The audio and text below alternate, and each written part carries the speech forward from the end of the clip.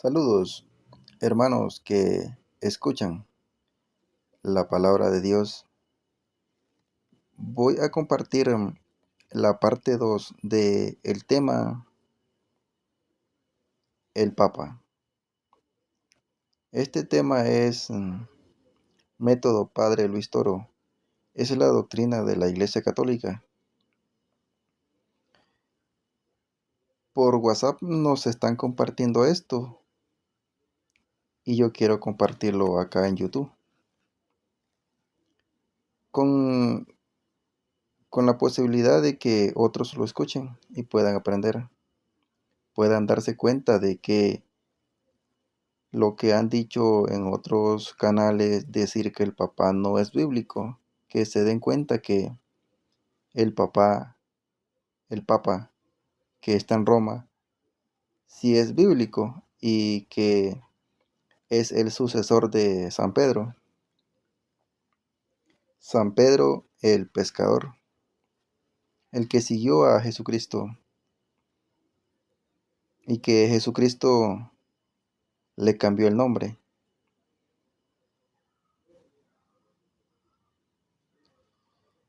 Vamos con la parte 2.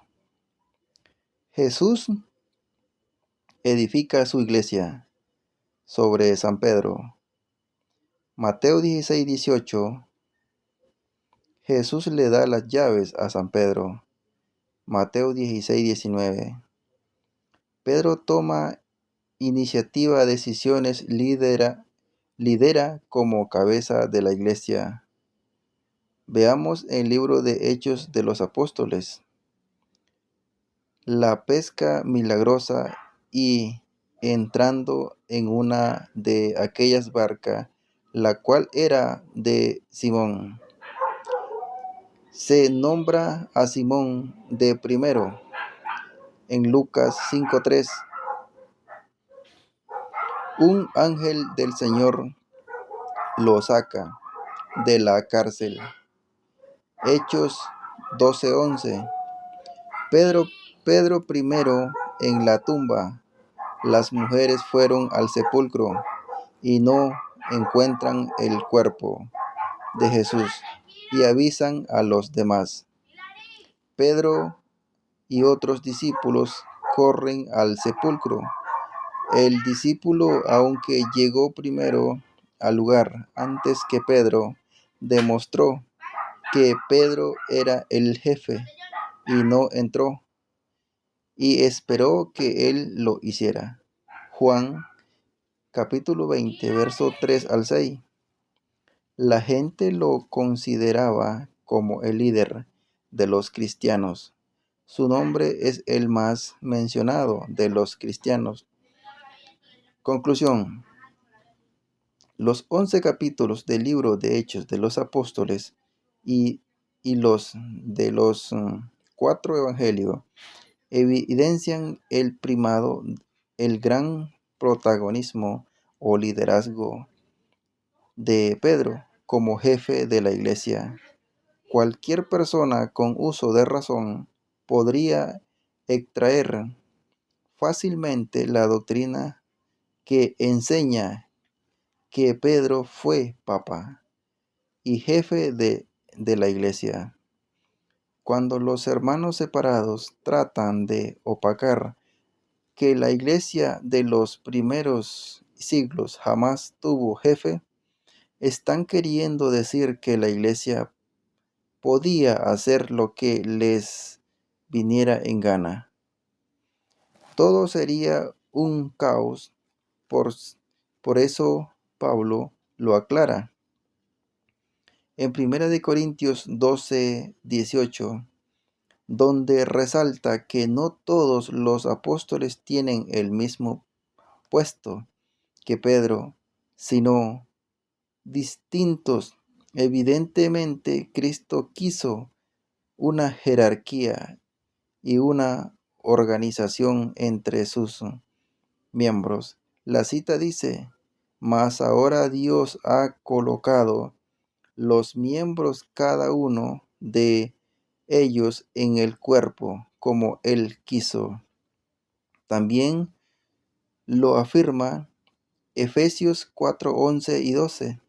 Y él mismo constituyó a unos apóstoles y a otros profetas y a otros evangelistas, a otros pastores y maestros, a fin de perfeccionar a los santos para la obra del ministerio, para la edificación del cuerpo de Cristo, que es la iglesia.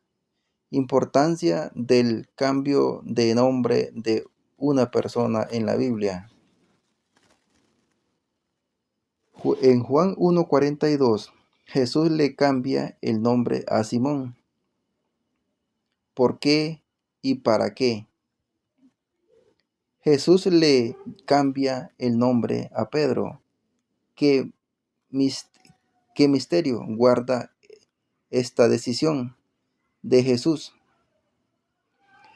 ¿Por qué ¿Por qué no lo hizo con los demás apóstoles? En la Biblia podemos encontrar que cada vez que Dios cambia el nombre a alguien, lo hace con un propósito o una función. El nombre corresponde a su nueva identidad, función o ministerio. La cita dice: y le trajo a Jesús, y mirándole fijamente, Jesús dijo: tú eres Simón, hijo de Jonás, tú serás llamado Cefas, lo que significa piedra. En la Biblia católica es Kefas. Pablo también llama a Pedro piedra, es decir, Cefas. Gálatas 2:9. Con esto se comprueba que Pedro es piedra y no roca pequeña como aseveran los protestantes. La cita dice: y reconociendo la gracia que me había sido dada, Jacob, Cefas y Juan, etc. Primera de Corintios 15:5, observar cómo Pablo respeta la autoridad de Pedro y lo menciona de primero y lo llama Cefas. En la Biblia Reina Valera narraba sobre la resurrección de Cristo y que apareció a Cefas y después a los 12. Otras citas de la Biblia católica son Primera de Corintios 1:12, Primera de Corintios 3:22 y Primera de Corintios 9:5. Pablo utiliza la palabra Cefas en Pedro. Origen y función del cambio de nombre a los elegidos por Dios en la Biblia. El motivo por la cual Jesús cambia el nombre a Pedro era para una función, la cual se hacía en el Antiguo Testamento. Veamos. A Abraham Dios le cambia el nombre por Abraham. ¿Por qué le constituye o le da la función de padre, de muchedumbre y de pueblo? Génesis 17, 3 y 6. Note, no te llamarás más Abraham, sino que tu nombre será Abraham, pues padre de muchedumbre de pueblos te he constituido, te haré fecundo sobremanera, te convertiré padre de pueblos, y reyes saldrán de ti. Función: padre de te convertiré. Padre de pueblos y reyes saldrán de ti. Función de padre de muchedumbre. A Sarai, esposa de Abraham, Dios le cambia el nombre a Sara, que significa princesa, fecunda, madre de rey. Génesis 17:15 dijo Dios a Abraham, a Sarai: tu mujer no la llamarás más Sarai, sino que su nombre será Sara. Yo le bendeciré y de ella también te daré un hijo. La bendeciré y se convertirá en madre de naciones. Reyes de pueblos procederán de ella, función madre de naciones. A Jacob Dios le cambia el nombre por Israel, porque luchó con Dios y los hombres y vencieron. Génesis 32, 28 y 29. Dijo el otro: ¿cuál es tu nombre? Jacob. En adelante no te llamarás Jacob, sino Israel, porque has sido fuerte con Dios y contra los hombres, y los has vencido. Aquí le cambia el nombre y le da una función de llamarlo el que lucha con Dios. Función: el que vence. El nombre de Jesús también tiene un significado. Mateo 1:21. Dará a luz un hijo, y tú le pondrás por nombre Jesús, porque él salvará a su pueblo de su pecado. Jesús significa Salvador. Función: Salvador. Pero en Israel, en Isaías 7:14, cuando Jesús fue profetizado para nacer de una mujer virgen, podemos observar que ese hijo debía de llamarse con una función, Emmanuel, lo cual significa Dios con nosotros.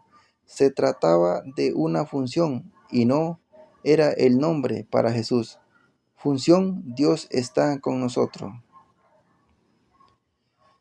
Con Pedro pasó algo similar. Al comienzo Pedro se llamaba Simón, lo cual era arameo, significa caña, caña quebrada, y en hebreo el que ha escuchado a Dios. Al momento de que Pedro conoció a Jesús, Jesús le cambia el nombre de Simón a Pedro, que quiere decir piedra. Simón deja de ser algo débil y pasa a ser algo perdurable y resistente, una roca o piedra que puede asociarse con la iglesia, lo cual permanece en los tiempos. Esto es un dato importante que los brinda la Biblia para los católicos. Juan 1:42, y le llevó donde Jesús fijando su mirada, y él le dijo: tú eres Simón, el hijo de Juan, tú te llamarás Cefas, que quiere decir piedra. Observar detalladamente el fragmento que dice Jesús, fijando su mirada en él. Esto nos indica que solo lo hizo a él y no a los otros apóstoles. Función: piedra o roca, durabilidad y solidez. ¿Por qué los hermanos separados opacan la enseñanza de que Pedro no es la piedra, sino Cristo? Los hermanos separados tratan de opacar la enseñanza y la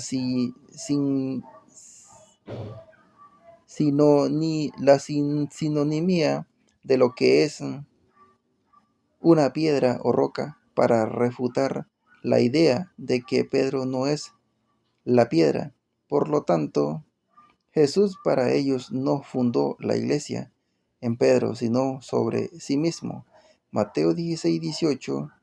Según los hermanos separados, Jesús se apuntó con el dedo sobre sí mismo y dijo: sobre esta piedra edificaré mi iglesia, razón por la cual enseñan que Jesús es la piedra angular, no Pedro. La gran confusión de ellos está en los significados de las palabras. Petras, que en griego significa roca, peña. Jesús es la piedra grande y angular, y en griego se dice Petros. La cita que ellos utilizan son Primera de Pedro 6:7. He aquí pongo en Sión la principal piedra del ángulo, Jesucristo.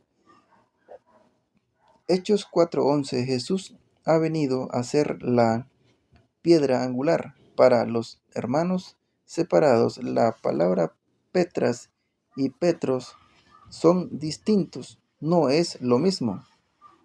Piedra y roca. Otras citas: Salmos 118, verso 22, Efesios 2:20 y 22, Isaías 28, 16 y 17. Aclaratoria. Se trata de una mala interpretación bíblica que confieren los hermanos separados. A la cita podemos refutar esta teoría protestante de dos maneras. Uno, que Jesús no hablaba griego, sino arameo. Y dos, Pablo, siendo griego, llama en arameo Cefas a Pedro. Veamos. Gálatas 2:7 y 9 y 1 de Corintios 15:5. Pablo, aunque hablaba su lenguaje materna, el griego llama piedra o roca en arameo a Pedro, usando la palabra Cefas.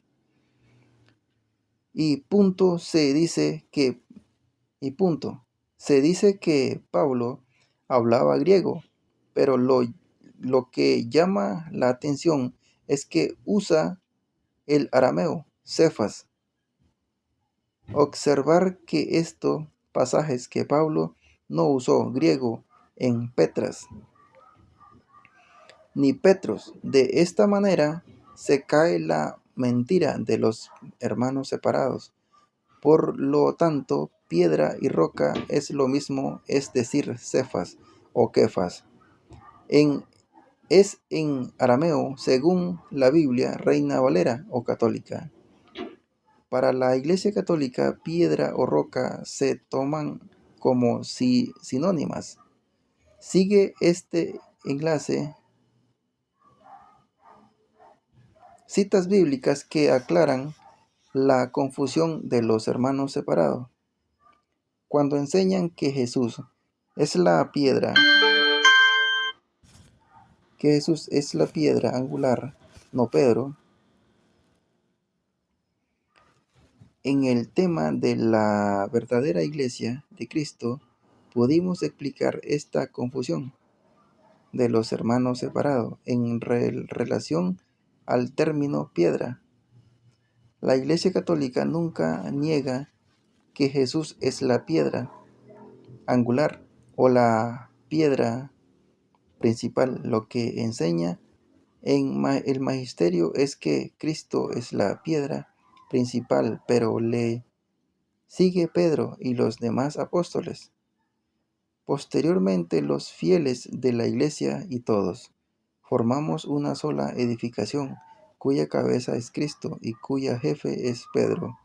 Veamos por qué los hermanos separados utilizan una variedad de citas para demostrar que Jesús es la piedra angular y no Pedro, entre las que se mencionan Isaías 28:16,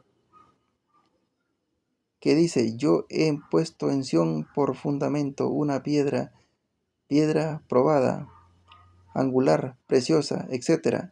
Primera de Corintios 10:4, el cual dice: y la roca era Cristo, pero la mejor para ellos es Efesios 2:20, el cual señala a Jesucristo como la piedra angular. Pero para emprender esta cita debemos leer el contexto, el cual especifica claramente que Jesús es la piedra angular, pero debajo de él están las bases del edificio, el fundamento, que son los apóstoles. y debajo de ellos estamos nosotros, fieles. Podríamos decir que Jesucristo es la piedra principal. Pedro es la piedra que le sigue, junto con los apóstoles, y nosotros las piedras, las pequeñas piedras que sostienen toda la iglesia. El pasaje dice así, el verso 20: edificaos sobre el fundamento de los apóstoles. Observar que los apóstoles también son piedras y profetas, siendo la principal piedra del ángulo Jesucristo mismo. Aquí Jesucristo es la piedra principal, el verso 21, en quien todo el edificio bien coordinado va creciendo. Detallar que la iglesia sigue creciendo con los que se unen a ella para ser un templo santo en el Señor. El verso 22, en quien ustedes también sois.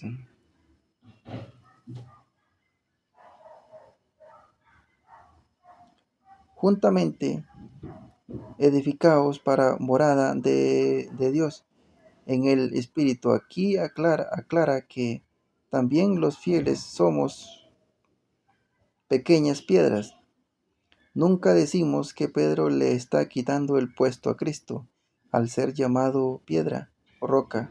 Todos sabemos que Pedro significa piedra o roca. Solo decimos y enseñamos en conclusión que Pedro es piedra y Cristo también es piedra y otros también son piedras, incluyendo a los apóstoles, a los fieles y los fieles.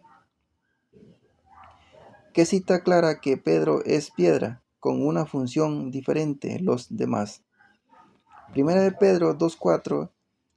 En este pasaje el mismo Pedro aclara que Cristo es piedra y él mismo también es piedra y los demás en la iglesia también somos piedra.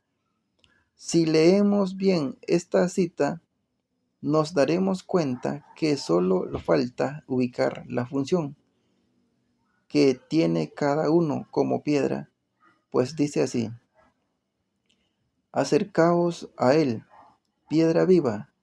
Aquí ya Pedro dice que Cristo es una piedra.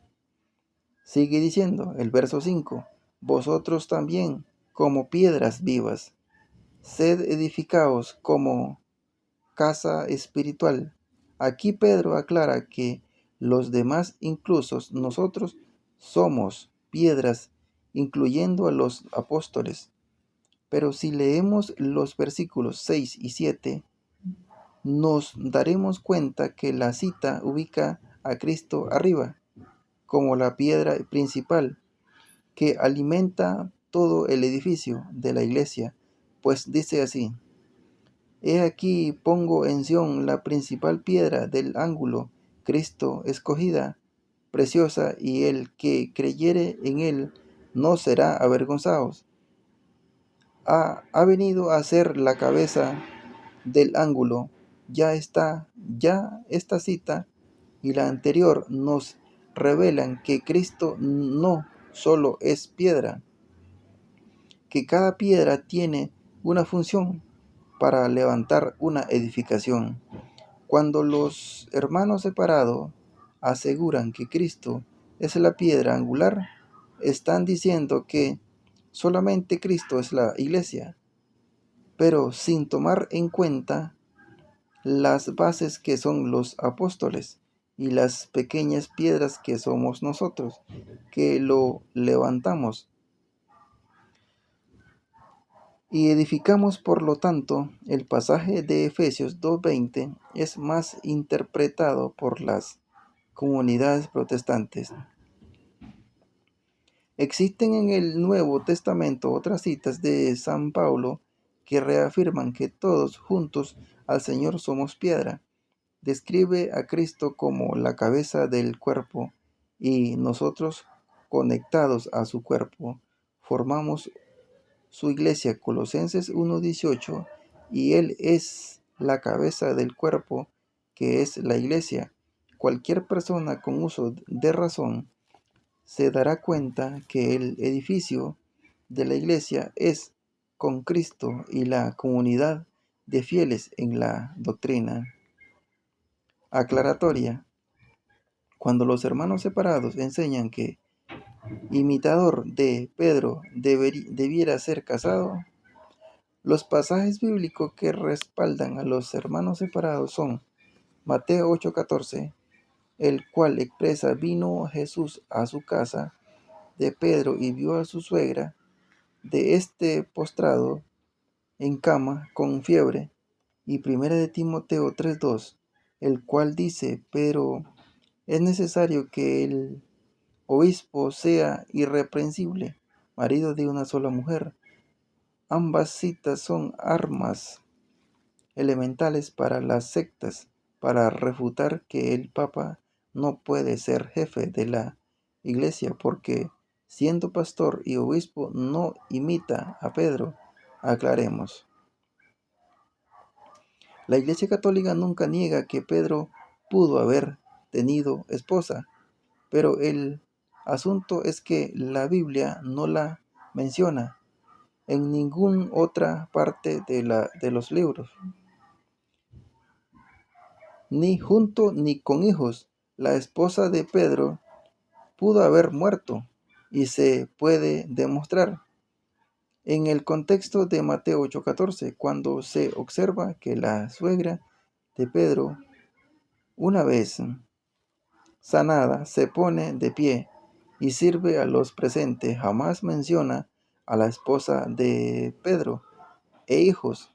El pasaje dice en el contexto, el verso 15, y tocó su manto, y tocó su mano, y la fiebre la dejó, y ella se levantó y les servía. Pregunto, ¿por qué el evangelista no dice la fiebre la dejó y la suegra junto a la esposa de Pedro le servía? En cuanto a 1 de Timoteo 3:2, el cual dice: pero es necesario que el obispo sea irreprensible, marido de una sola mujer, los hermanos separados aún desconocen que en apartado lugar del mundo existe una minoría de obispos y sacerdotes casados que el Vaticano ha acogido como Iglesia Católica, pero en un concilio se decidió que todos los sacerdotes deberían ser solteros, en imitación a Jesucristo, que nunca fue casado, y que además en el Nuevo Testamento existe importantes episodios donde Jesús, Pedro y Pablo defienden el matrimonio, pero también el celibato entre los sacerdotes. Se trata de sacerdotes anglicanos que existen en Inglaterra, otros provienen del este de Europa, Ucrania, Rumania, Irak. Se habla de más de 90,000 sacerdotes casados. Las principales diferencias entre el sacerdote anglicano y el católico son mínimas, como por ejemplo en el anglicanismo no existe el celibato sacerdotal, mientras que en el catolicismo es obligatorio para todos sus miembros. Los pastores anglicanos tienen permitido casarse y tener hijos. Los sacerdotes y obispos comparten ritos y creencias con la Iglesia cristiana romana, como la Eucaristía, el bautismo.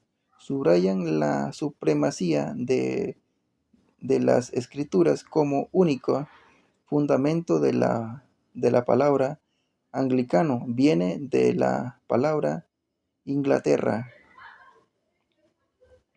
Ejemplo de ellos: Ejemplo de ellos se presenta en la escena de la película Secreta de Familia 2005 con el actor comediante Rowan Atkinson, mismo personaje de quien siendo sacerdote tenía esposa e hijos. El 20 de octubre del 2009, el Papa Benedicto anunció el establecimiento de una estructura especial dentro de la Iglesia Católica para acoger a los anglicanos que quisieran integrarse a la Iglesia Católica, pues aún se plantea una reunificación entre la Iglesia Católica y la Iglesia de Inglaterra, debido compartir, debido a compartir a las mismas creencias. En algunas partes de Estados Unidos existen alrededor de 120 sacerdotes casados, a quienes en una ocasión el Papa Juan Pablo II en 1980 que ofreció una vía para que los curas episcopales casados continuaran su ministerio después de convertirse al catolicismo. Mateo 16:19, Jesús resalta el valor del matrimonio, pero también el celibato. En el verso 10, los discípulos al escuchar las enseñanzas del Señor dijeron, si así es la condición del hombre con su mujer, no conviene casarse. Primera de Corintios 7, 1 al 6. San Pablo también enseña sobre el valor del matrimonio y del celibato. Dice, bueno sería que el hombre no se casara. El verso 7 y el 8. Quisiera que los hombres fueran como yo, soltero, que bueno les fuera quedarse como yo. En conclusión, el matrimonio es un don y el celibato también. Atentos a una tercera parte. Pendientes. Esta es la parte 2. Dios los bendiga. Que el Señor esté con ustedes.